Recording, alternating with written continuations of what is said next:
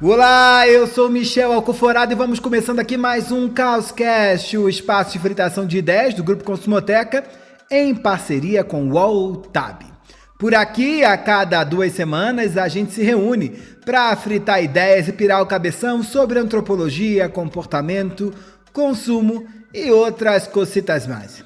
Estamos no mês do orgulho LGBTQIA+. E o nosso tema de hoje é a economia colorida. Você já deve ter visto marcas lançando coleções Pride, é arco-íris para tudo quanto é lado, é textão desconstruído, fazendo campanha, com gente fazendo campanha de comunicação belíssima, só que muitas das vezes essas empresas só querem surfar nas ondas das causas que tem feito a cabeça de todo mundo e não tem uma conexão muito forte com isso, né?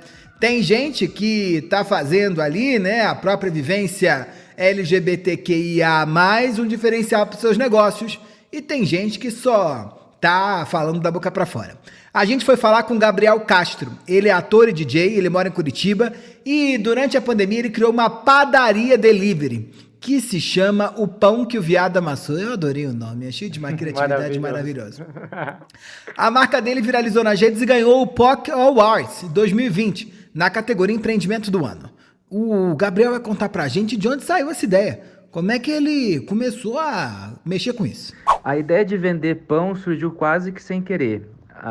Eu estava fazendo pão em casa no começo da pandemia para passar tempo mesmo, né? E a gente queria descobrir coisa nova para fazer. E eu sempre quis fazer pão, porque eu nunca tinha feito pão na minha vida antes. E aí eu falei, vou tentar fazer pão até esse negócio ficar bom. Esse negócio de fazer pão eu comecei a compartilhar com os amigos, assim, com os que moravam comigo ali em casa. E como eu morava bem no centro de Curitiba, eu deixava pão na portaria para os amigos que trabalhavam ainda pelo centro, assim, deixei um pão para você ali, pega e tal, vê se você gosta. E as pessoas queriam comprar e eu não queria vender, porque para mim não fazia sentido vender na época. Aí um belo dia eu estava conversando com uma outra amiga minha e ela me perguntou assim no WhatsApp, Gabriel, como é que estão aí os meninos da sua casa, estão bem? Eu falei, estão ótimos, estão bem, estão ali na sala comendo o pão que o viado amassou. E aí, nesse momento, para mim fez sentido, assim, tinha por que vender pão, porque o pão ia ser carona para uma outra conversa e essa outra conversa eu quero muito ter, assim. Infelizmente a gente tem que ter essa conversa ainda. Então o pão me veio como carona para falar sobre viadagem e sobre existência e visibilidade da galera LGBTQIA+. Adorei essa história do pão que a viada amassou, hein? Começou como uma coisa do dia a dia do Gabriel e acabou se transformando num negócio. E eu adoro o Instagram dele, vocês já viram? A minha amiga Juliana Lobo já falou dele no Instagram, marcou. Ele é bom de... Curitiba, aproveita. Queria que entregasse em Itaipu, mas acho que vai ficar difícil pra mim. O pão vai ficar duro, hein? Eu não sei se isso é bom ou ruim. Mas vambora. Olha, é claro que eu não vou entrar nesse assunto sozinho, mas eu faço isso junto com os meus amigos de caos, Marina Ruali, que é head de pesquisa lá do Grupo Consumoteca, Rebeca de Moraes, que tropicaliza tendências como ninguém, e Thiago Faria, ele sabe tudo sobre tudo. Marina, você já comeu o pão que o diabo amassou ou que o diabo amassou? Em que ponto que tá, hein? Olha, acho que na minha breve existência eu só comi o pão que o diabo amassou, infelizmente. Foi pouco, mas comi. Mas estou muito aberta aqui a comer o pão que o viado amassou, porque sendo a cultura viada a melhor lançadora de tendências que eu conheço, devem ser os melhores pães que existem nesse mercado. Rebeca, o Gabriel ele tem toda essa vivência LGBTQIA+, que a gente já falou, mas tem muita marca, né, de olho nesse poder de consumo da comunidade gay. E fazendo ali um discurso bonito, lacrador, da porta para fora, mas da porta para dentro tá uma vergonheira danada, né? Estamos de olho, né? Precisamos ficar de olho nesse negócio aí, né? Pois é, estamos de olho. Faz tempo que o LGBTQIA+ deixou de ser discurso e tem mesmo que estar incorporado a qualquer empresa, né? Se é só discurso da porta para fora, só aquele momento do ano que se fala e da porta para dentro não rola, né? A gente sabe. Tiago, você se sente representado por todas essas ações e campanhas aí do discurso que rondam, né? Você se vê essas propagandas ou para você é tudo da boca para fora? Eu acho que de alguma forma eu me vejo, mas tendo a lucidez que eu sou um gay assimilado na sociedade pelo meu poder de consumo, né, Michel? Acho que esse gay retratado é um pouco do que eu sou, né? Branco, com corpo padrão, heteronormativo. Não sou o boy mais macho do rolê, mas partilho dos códigos do masculino. Mas acho que tem muito subgrupo marginalizado que não está representado, não, né? Falta a bicha afeminada, falta a bicha gorda, falta a bicha preta. Acho que não dá para generalizar essa resposta sem imputar algumas interseccionalidades aí que perpassam esse cenário de representatividade e visibilidade. Eu adoro esse negócio de interseccionalidade, que é uma palavra que só pelo tamanho dela já mostra a gravidade daquilo que ela trata, né? Mas vambora falar desse novo jogo. E você já sabe que se tem novidade na tal da economia colorida, tá mais do que na hora da gente dar nome aos bois. Nome aos bois. Marina Ruali, qual é o nome do boi de hoje? O boi de hoje é o Rainbow Money. Vocês estão chiquérrimos, hein? Vocês que inventaram, foi? É claro, a gente aqui é muita criatividade nesse podcast, Michel. Que esse conceito aqui a gente traz para fazer uma atualização do conceito de pink money, né? Nos últimos anos a gente ouviu e discutiu pra caramba essa expressão, tanto pink money como pink economy, que se refere a esse poder de consumo da comunidade LGBTQIA+. Essas expressões se referem a toda a comunidade, mas ela acaba tendo um foco maior no G da sigla, né? Como o próprio Thiago levantou aqui pra gente, acaba que a gente, se olhar aí as conquistas dessa comunidade nos últimos anos, a gente tem bem mais visibilidade, a gente vem desmistificando vários tabus na sociedade, mas essas conquistas ainda estão muito centradas na comunidade gay, do homem branco, né, do homem ali que ainda tem esses códigos ali que flertam com o masculino. Então é uma aceitação que ainda tem um filtro. E quando a gente fala aqui de Rainbow Money, né, fazendo essa brincadeirinha, essa alusão à ideia do arco-íris, é uma maneira de a gente reforçar também a importância de cada letra dessa sigla, que não é só uma sigla, né? Cada letra dessa tem todo um movimento, tem toda uma história que é muito importante e merece visibilidade. Então, falar de Rainbow Money é você pensar em narrativas, em protagonismos, em produtos, em serviços relevantes para pessoas lésbicas, gays, bissexuais, transexuais, queers, intersexuais e assexuais. Ainda tem mais aí, né, que a gente traz para poder incluir grupos e variações de sexualidade e gênero que não estão abarcados aí, que não estão abraçados por essas todas que eu falei aqui. Às vezes fica meio repetitivo, a gente até fica repetindo toda hora, a comunidade LGBTQIA+, às vezes dá até um cansaço de falar, mas acho que o cansaço muito maior é de lutar, militar e ser ativista dessas causas. Então, quando a gente escancara e traz sigla e cria as letras novas, é porque a gente abre espaço para se falar, para se entender e para se aprender ainda mais sobre o universo de cada uma delas. Mas só aprofundando um pouco aqui, se a gente for olhar bem, esse mercado focou nos homens gays, brancos, cisgêneros, de classe média, que vivem dentro de centros urbanos, porque é uma parcela da população que tem dinheiro.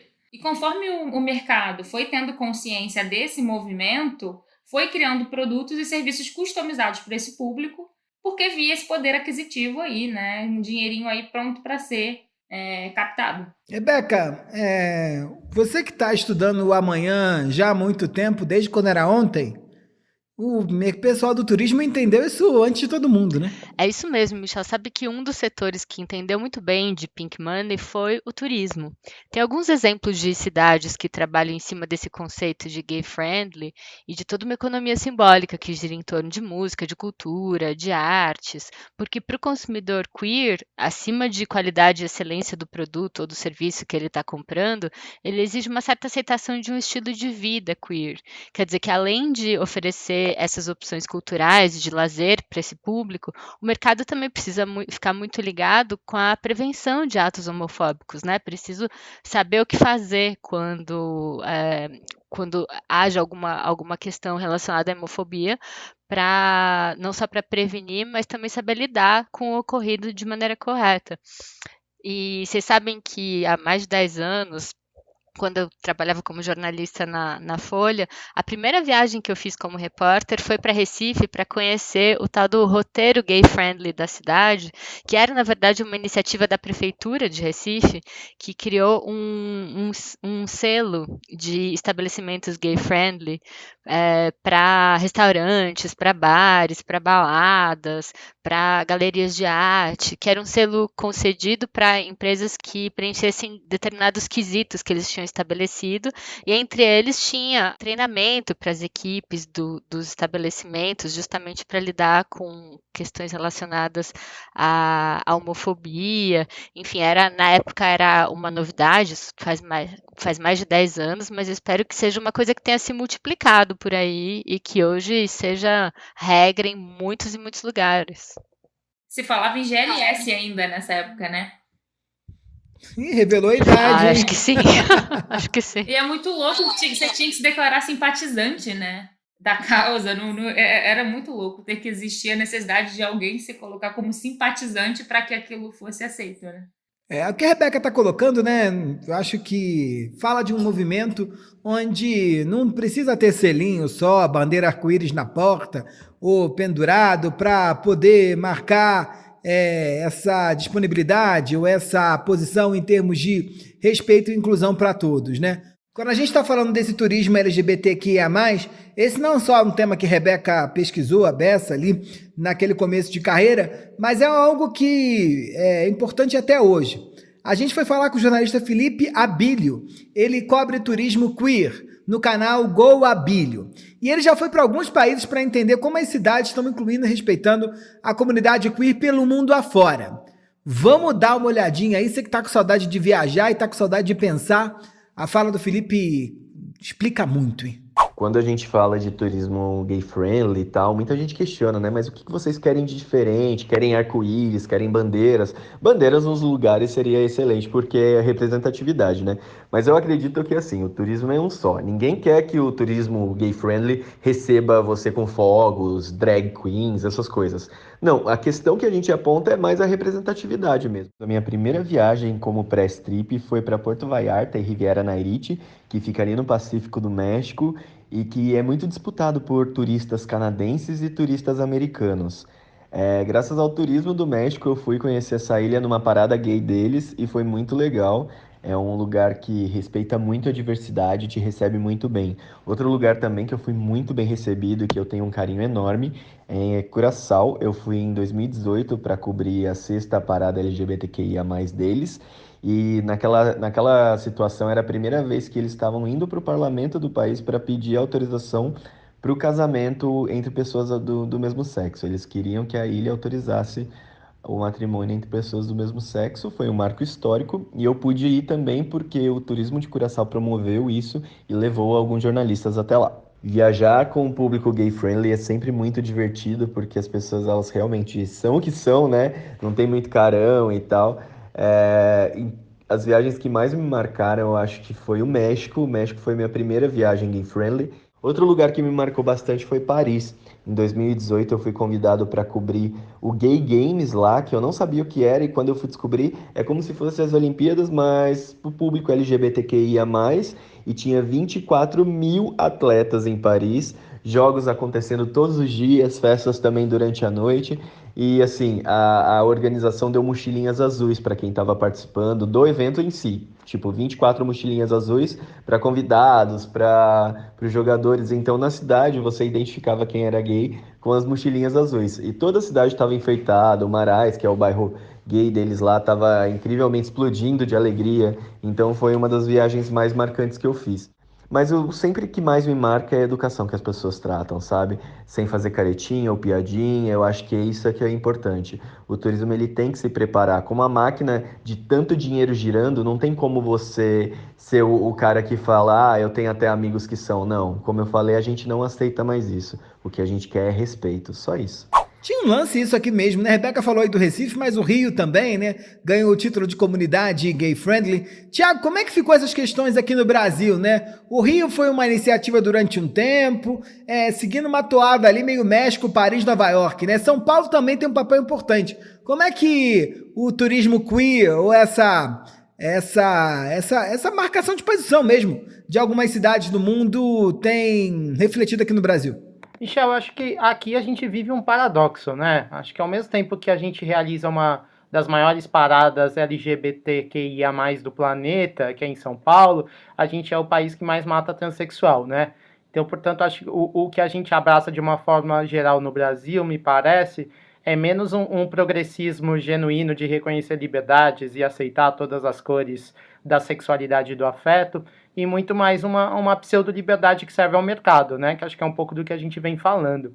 Acho que vale ressaltar aqui o tamanho da brincadeira, né? O tamanho que, de fato, isso gera business. A última edição pré-pandemia da parada aqui em São Paulo, em 2019, movimentou mais de 400 milhões na economia da cidade, reuniu mais de 3 milhões de pessoas na Avenida Paulista. Portanto, a questão aqui é que, ao mesmo tempo que o Brasil é vendido como um destino gay-friendly, sobretudo externamente, falando dessas cidades, né, São Paulo, Rio de Janeiro, Recife, como a Rê trouxe, quando a gente olha para a nossa realidade, a gente ainda lida com uma sociedade bastante homofóbica, né? Sobretudo quando esses corpos, como a gente falava, são pretos, periféricos, fora do padrão normativo. Mas se tem uma instituição que definitivamente não é homofóbica, é o mercado, né? A lógica reinante é do pagando bem que mal tem. É verdade. Olha, para somar esse debate, a gente foi conversar com o Irã. Ele é Relações Públicas, jornalista e organizador da Casa 1, uma casa de acolhimento das pessoas LGBT em situações de vulnerabilidade. O Irã tem um olhar que é mais do que um olhar, é uma aula sobre esse tema. Os trabalhos com as empresas e as marcas pela Casa 1, ela se dá de uma forma muito concreta e muito continuada, né? Esse é um ponto que a gente bate bastante. Eu acho que não existe a possibilidade de fazer articulações com empresas que não passem por um processo continuado. O mercado ele é muito pautado em datas especiais, então o mês do orgulho ele acaba concentrando quase 99% das ações que acontecem em relação ao orgulho LGBT, isso em junho, né, que é o mês do orgulho,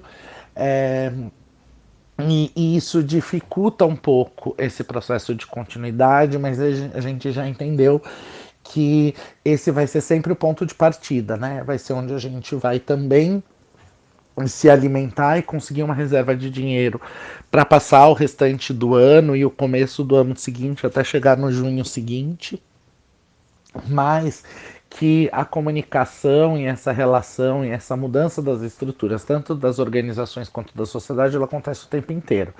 Então a gente fica muito feliz com essas parcerias no mês do orgulho, né? Ela é um motor para a gente estabelecer conexões, contatos e ir desenvolvendo isso ao longo do ano todo. E acaba sendo um movimento muito interessante que tem se desdobrado em muitas coisas importantes e fundamentais. Mas, num resumo, é um pouco isso, né? Pensar em projetos com grupos historicamente minorizados é você, mesmo que tiver um aporte em dinheiro que aconteça uma vez no ano, numa data, alinhado com um calendário comercial, é muito fundamental que essa relação ela continue, que ela transpasse esse mês e essa data e que se estabeleça enquanto políticas, né, dentro dessas empresas, dentro desses territórios e dentro de toda essa estrutura. Ouvindo aqui o Irã, fiquei me lembrando dessa polêmica aí do PL 514, da autoria daquela deputada meio translocada, Marta Costa, do PSD, que tinha ali a proposta de proibir no estado de São Paulo campanhas com personagens LGBTQIA+. E foi um absurdo, graças a Deus conseguimos derrubar. Marina, esse debate do Rainbow Money, ele é um debate que carrega muitas contradições, né? Muito, Michel. E eu acho que reforça essa importância da gente falar aqui, de olhar para todos os grupos que essa sigla abrange, né? Cada um desses grupos tem especificidades, tensões diferentes, tem estágios de luta diferentes. E é muito louco ter uma lei dessa, se a gente pensar que no ano passado a gente viu muito barulho também com aquela campanha da Natura, que trouxe o Tami, né, como um homem trans para falar do Dia dos Pais. Ainda tem muita marca que tem medo e acha que se falar da causa, se entender as dores, se cair nesse universo, vai ficar estigmatizada. E esse não é mais tempo disso, né? A gente está em 2021. E daí vem essa PL 504, com essa proposta super retrógrada, que vai contra toda a ideia de progresso e pluralidade que as novas gerações têm demandado e cobrado da sociedade. E eu lembro aqui, assim, de uma campanha ainda que causou um pouco menos que a do Tami, mas eu lembro que a gente fazia campo, quando eu falo fazer campo aqui, né, quando a gente vai lá visitar a casa de consumidor para fazer pesquisa, e eu lembro de fazer campo pro Boticário, na época que eles fizeram aquela campanha, que na época foi super disruptiva por ter colocado um casal homossexual numa campanha Dia dos Namorados. E aí tinha uma ideia de que, meu Deus, a família tradicional de bem não vai aceitar essa campanha, vamos boicotar a marca. E eu lembro que por anos fazendo pesquisa para a marca, sempre que a gente tem algum momento de fazer ali um recall de campanha, de trazer assim, campanhas memoráveis, pessoas de diversas idades, classes sociais e regiões do Brasil trazem aquela campanha como uma campanha muito bem avaliada, como uma campanha que gera muito carinho e buzz positivo para a marca. Então está na hora da gente abandonar esse pensamento. Tiago, não é de hoje que a comunidade LGBTQIA+, sofre com essas medidas estapafúrdias, como a proposta pela deputada Marta Costa. Isso é uma batalha, né? Com certeza, Michel. Acho que ao mesmo tempo que a comunidade tem alcançado direitos muito elementares, né, como o direito de poder se casar, por exemplo, existe uma contra-força conservadora que tenta a todo custo fazer recuar a visibilidade e as políticas públicas implementadas para o grupo LGBTQIA+, né?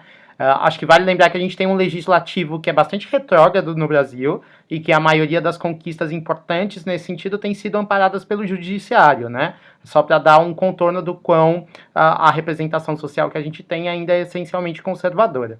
E se a gente pensar na luta dessa comunidade, ela é historicamente muito recente, né? É uma conversa nesse sentido muito ainda embrionária, apesar dos progressos serem muito flagrantes.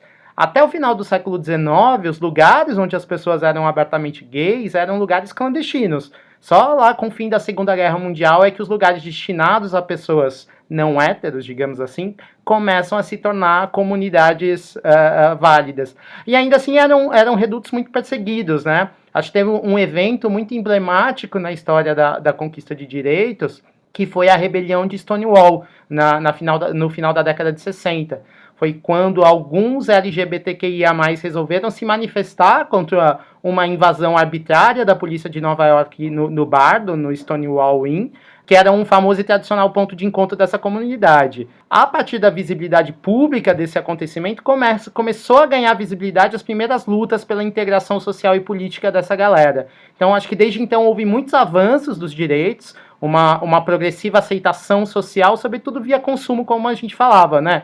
O mercado sacou que, sobretudo, o gay de classes mais abastadas, como a Marina estava falando, era pelo menos até então um consumidor usualmente solo, com uma renda mais voltada ao seu hedonismo, ao autocuidado, com poder de consumo para acessar mercados de luxo, de novos territórios estéticos. Então, acho que desde então, portanto, essa comunidade passou a ganhar uma gradual visibilidade por ser um nicho consumidor. Não, eu acho que é importante te destacar uma coisa, acho que até o que você comentou e que o Michel perguntou dessa tentativa de censura à publicidade com o público LGBTQIA+, que a deputada Marta Costa estava tentando, que nisso houve um movimento importante das agências de publicidade daqui de São Paulo, que se uniram para pressionar a deputada contra essa ideia de censura. Acho muito importante destacar isso, porque eu acho que quando a gente fala que a gente precisa de um movimento que não seja só pela lacração, que não seja só por marcas que vão se envolver a causa à medida que ela está em voga, que ela parece ser importante. Mas, enfim, é isso. Acho que é importante destacar esse movimento, porque eu acho que já que a gente está falando aqui da importância de marcas não usarem só esse discurso para lacração, acho muito simbólico e muito importante que as agências de publicidade tenham se mexido para isso, para entender esse público como um público consumidor e um público, né, como uma questão de direitos humanos mesmo. Acho que quando a gente fala de se envolver para além da porta para fora, a gente também está falando disso, né? Já que o mercado de consumo está envolvido nessa história, que se envolva de verdade, né? E, aliás, essa contradição que aparece entre um capitalismo profundamente heteronormativo e patriarcal com de uma sociedade que demanda ainda muito progresso em relação a questões de direitos humanos, lembra da história de como a Subaru ajudou a a trazer essa discussão à tona nos anos 90, quando se posicionou como uma marca de carro para lésbicas. A revista The Atlantic publicou uma matéria que explicava super bem isso lá em 2016, contando esse caso, que a Subaru fez uma pesquisa de mercado e descobriu que o público de lésbicas já era um público importante para consumo de carros. Então a marca não pensou duas vezes em ir atrás desse dinheiro e começou a anunciar, inclusive usando slogans com duplo significado, que traziam um discurso de aceitação. Chegaram até a fazer campanha com referência à série Xena, Princesa Guerreira, que super famosa nos anos 90, e mostrava cenas românticas entre duas mulheres. Tudo isso ajudou a construir a imagem do Subaru como um carro para lésbicas, no momento, lá nos anos 90, quando isso mal era falado, o casamento entre duas mulheres não era nem aceito civilmente. Esse é interessante que as viradas que a indústria da propaganda e do entretenimento faz para fisgar o público não são de hoje. Já até inventaram o termo para isso, né, Marina? Pois é, Michel, acho interessante quando a gente pensa aqui, nesse exemplo que a Rebeca traz da Subaru, é que o grande ponto aqui da Subaru é entender seu público, assumir esse território, né, trazer códigos ali desse universo e dar protagonismo, de fato, para o seu público consumidor. Só que tem muita marca dando um falso protagonismo, né? E aí essa é a ideia das iscas que estão sendo criadas. Existe aí um termo que a galera que estuda representações de gênero na ficção tem designado, que é o queerbaiting. É uma estratégia midiática utilizada na indústria do entretenimento, seja em filmes, séries, livros, mangás, animes, para atrair justamente o público que foge do padrão da cis-heteronormatividade. Acho que fazendo um tecla SAP para quem ainda está se familiarizando com essas nomenclaturas aí que são novas na nossa sociedade. Quando a gente fala que alguém é cis, significa que essa pessoa se identifica com seu sexo biológico, e heteronormativa é aquela pessoa que reproduz esses códigos aí do como alguém deve ser hétero, né? Do que vem se reforçado nos padrões midiáticos na nossa sociedade. E aí, essa estratégia se concretiza quando há alguma espécie de tensão sexual ou romântica entre personagens do mesmo gênero, tendo o intuito de tornar a produção mais representativa, mas sem desagradar a parcela conservadora da audiência, né? Quando você coloca ali alguém como um papel mais coadjuvante, você dá uma indireta para o público de que você vai trazer esse assunto, mas na verdade você não traz, você só quer aquele público ali para te dar audiência, mas sem trazer pautas interessantes e sem trazer a visibilidade esperada para a comunidade LGBTQIA+. Na vontade de parecerem inclusivas, acabou que essas produções se tornam prejudiciais, tratando como um tabu qualquer forma de relacionamento que fuja desse padrãozão aí que todo mundo já está vendo há séculos na televisão. Olha, só sei que esse negócio de Rainbow Money que vocês trazem aqui tem um monte de ponto positivo, um monte de ponto negativo, tem um monte de boas intenções, mas a gente sabe que o inferno está cheio dessas boas intenções também. Não é à toa que, diante de tantas inconsistências, há um próprio movimento da comunidade LGBTQIA+, de criar seus próprios negócios, gerar oportunidades e valores dentro do próprio circuito para que tenham negócios ali verdadeiramente comprometidos com as causas. Eu gosto muito do que o Gabriel traz, porque eu acho que ele promove uma inversão da conversa de mercado queer.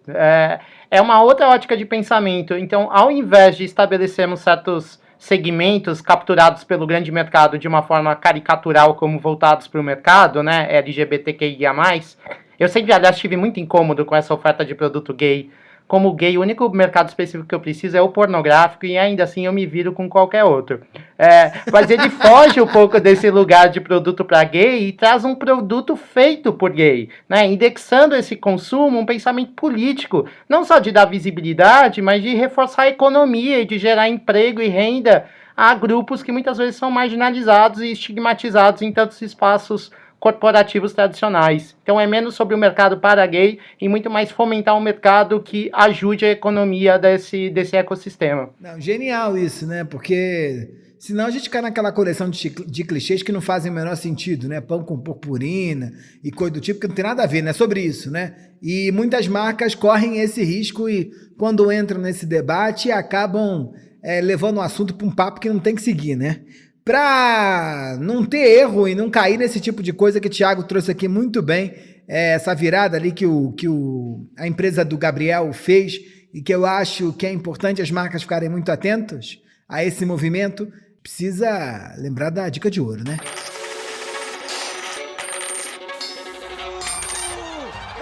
Rebeca de Moraes, qual é a dica de ouro de hoje, hein? A dica de ouro de hoje é para as marcas que querem entrar na conversa sobre diversidade e pluralidade e já sabem, porque ouvem Causcast, que lançar produto e campanha só não basta. Cada vez mais a gente tem visto exemplos de empresas que estão fazendo a lição de casa e promovendo comitês de discussão ativos, contratando pessoas LGBTQIA+, e fazendo parcerias com ONGs, com coletivos, enfim, trazendo o assunto para dentro de casa, né?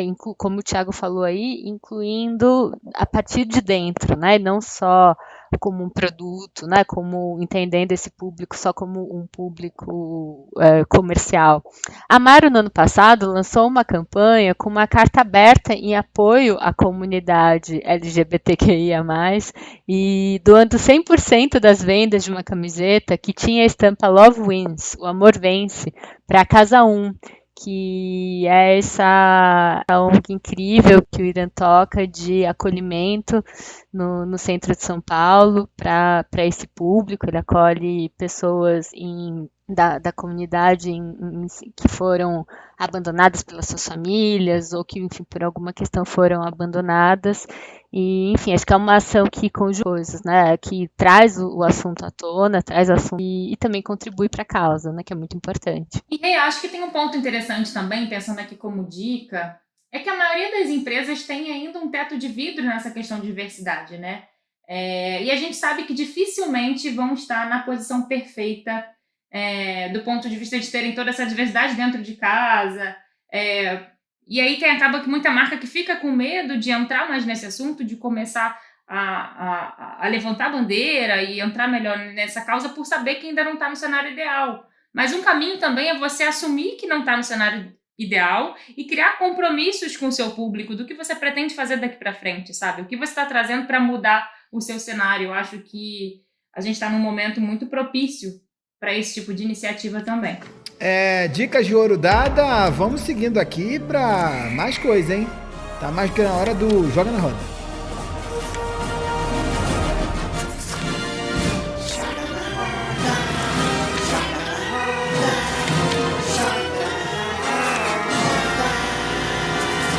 Tiago Faria, que trazes, hein? Espero que não roube minha dica, porque a minha dica hoje tá disputada. Vou tentar. Eu vou indicar um documentário muito tocante, que é roubou a minha dica, vai lá.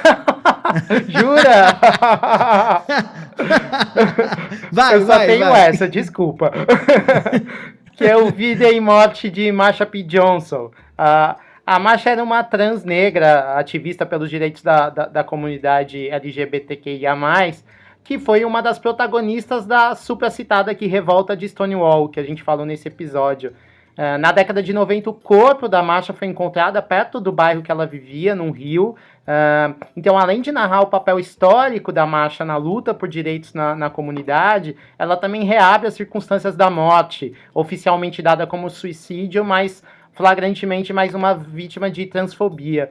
Acho que é um documentário que fala sobretudo da invisibilidade do corpo e da existência trans na sociedade, né? Deixa muito explícito também o papel frontal dessa galera, das trans, das travestis, na luta para abrir caminho para a conquista de direitos. E acho que nesse sentido, gays e lésbicas têm uma dívida histórica com travestis e transexuais. Acho que, lamentavelmente, elas sofrem discriminação e violência também dentro da comunidade GLB. São corpos desumanizados mesmo e que a gente precisa muito acolher com política pública de integração social. Acho que eles estão há décadas à deriva aí, sem mercado, sem Estado, sem nada. Muito bom esse documentário, por isso que era a minha dica também. Mas eu devia ter dado a dica antes. Rebeca de Moraes, que mega estuda esse tema da sexualidade, do gênero, de tudo isso e um pouco mais, que trazes? Gente, vocês sabem que eu fiquei numa dúvida porque eu acho que os filmes mais legais que eu vi recentemente são filmes que trazem, de alguma forma, algum aspecto das questões de gênero. Porque acho que quando tratam das questões de gênero, falam de todo mundo de um jeito tão bonito.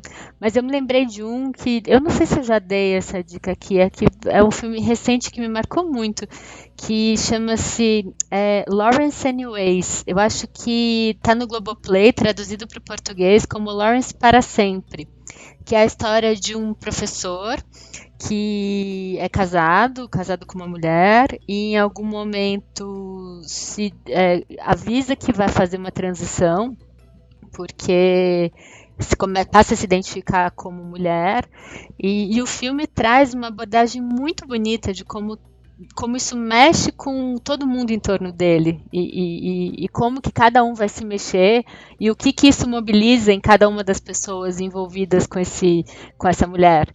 E, enfim, é lindo. Recomendo demais. Tá no Globoplay para quem é assinante ou pelas internets aí. Ah, que maravilha. É Não incrível assisti, esse vou filme. assistir.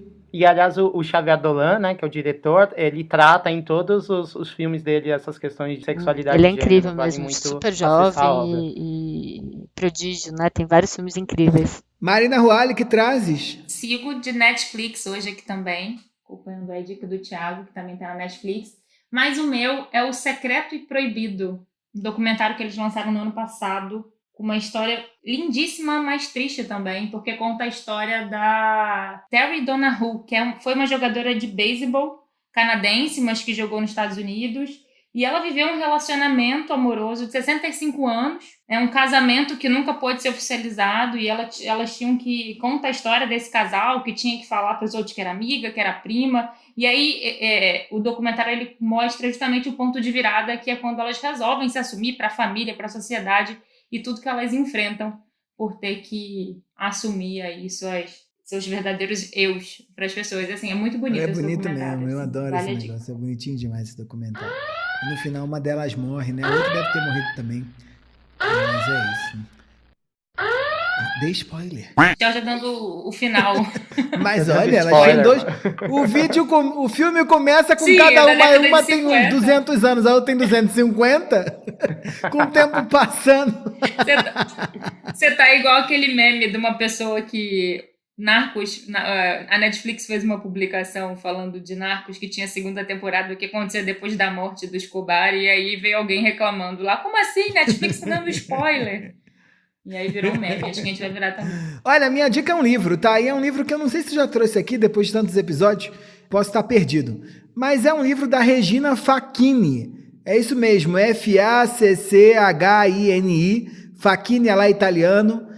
A Regina, nos anos 90, ela é uma antropóloga da Unicamp e ela lançou um livro tentando entender como a construção, a consolidação do movimento homossexual produziu identidades coletivas que vão dar nessa organização de identidades de grupo pautadas numa sopa de letrinhas. Então, não é à toa que a gente no começo falava GLS, depois passou para LGBT, agora LGBTQIA, LGBTQIA+, e já adianto aos navegantes que já andei vendo siglas ainda maiores, LGBTQIA, não sei quantos mais letras aí.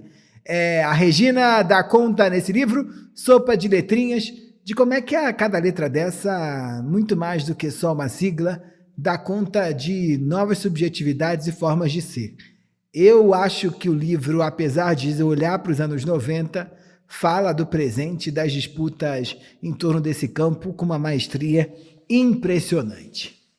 É isso. Já demos nossas dicas, roubaram todas as minhas dicas, adorei a dica do Lawrence Anyways, não a vi, vou ver. Vamos pro Manda Zap. Tiago, tens? Temos, Michel. O José Campos comentou o nosso episódio Mercado Pet, que já tá aí com quase 3 mil visualizações no YouTube do UOL, e ele diz o seguinte pra gente. Interessante a discussão. As pessoas estão se apegando cada vez mais aos animais. O prédio onde eu moro tá virado num canil. Quem não tem um cachorro tem 2. Já supera o número de moradores. É isso, José. Eu brinco que todo date contemporâneo começa hoje com uma lambida pet, antes de qualquer coisa, que é a primeira coisa que cruza na sua frente. Obrigado por nos acompanhar, José. Marina Ruales, tens também? Parece que os caóticos adoraram esse episódio aí do Mercado Pet e até compartilharam as fotos dos seus pets com a gente lá no Insta. A Estela Seixas postou uma foto da gatinha dela toda enrolada num cobertor e mandou. A Amália Regina aprovou o Caoscast dessa semana. Então a gente vai começar a abrir a lista de caóticos não humanos também. Acho que pode ser nossa nova expansão de mercado aí. Que maravilha. Rebeca de Moraes, quem quiser mandar comentários, cartinhas, fotos de pet do pé e das lambidas, faz o quê? Manda pra onde? A gente adora trocar ideia com vocês. Vem pro @caos.cast no Instagram, manda seu recadinho lá nos comentários ou uma DM e também pelo e-mail consumoteca@consumoteca.com.br. Fim do Momento Xuxa. Recado dado, a gente vai ficando por aqui com mais edição desse maravilhoso podcast que se chama Caoscast. Não posso deixar de lembrar que esse podcast estupendo é uma produção do Grupo Consumoteca em parceria com o Altab. Do lado de lá, a gigante Olivia Fraga, junto com a estupenda Juliana Carpanês, tomam conta de todo o rolê e sempre voltam com um olhar crítico, agregando e ajudando a cada vez mais a gente ter um episódio parrudão. Do lado de cá, a produção desse episódio contou com a ajuda de Marina Roale, Thiago Cunha e Camila Bordon. A pesquisa ficou no colo de Renata Coutro. O roteiro na mão de Nath Guarato. E a edição, vocês já sabem, é culpa de Wesley Xavier. Eu gostaria aqui também de mandar um abraço gigantesco para os nossos convidados, Gabriel Castro. É só você entrar no Instagram, o Instagram dele é um chuchu, como Rebeca de Moraes e Marina Wally já pontuaram aqui. O Felipe Abílio, que entende tudo de turismo queer, tem um canal lá no YouTube maravilhoso que se chama Go Abílio. E o Irã da Casa 1, que tem esse projeto super importante. Eu acho que o trabalho do Irã, muito mais do que um convite só para conhecer, também é um convite para a gente ajudar de algum jeito. Então, se você não conhece a Casa 1, por favor, se joga aí, procura e faz o possível para ajudar o trabalho que eles fazem, que é muito importante. É isso. Eu não poderia deixar de ir embora sem dar um beijo para cada um daqueles que me acompanharam nessa guerra que foi debater esse assunto e me acompanham sempre em todas as guerras. Rebeca de Moraes, beijos. Um beijo, queridos. Tiago Faria, tchau, tchau. Beijos bem enviados, caóticos. Marina Ruale. Beijos cheios de glitter para esse mês tão especial. Beijo. Olha, com beijos viados e beijos cheios de glitter, eu, Michel Alcoforado, me despeço de vocês com um carinho enorme e pedindo que vocês se cuidem, se puderem, fiquem em casa, usem todas as máscaras, porque a gente quer que vocês estejam aptos aqui a ouvir o nosso próximo episódio. Tchau, um abraço.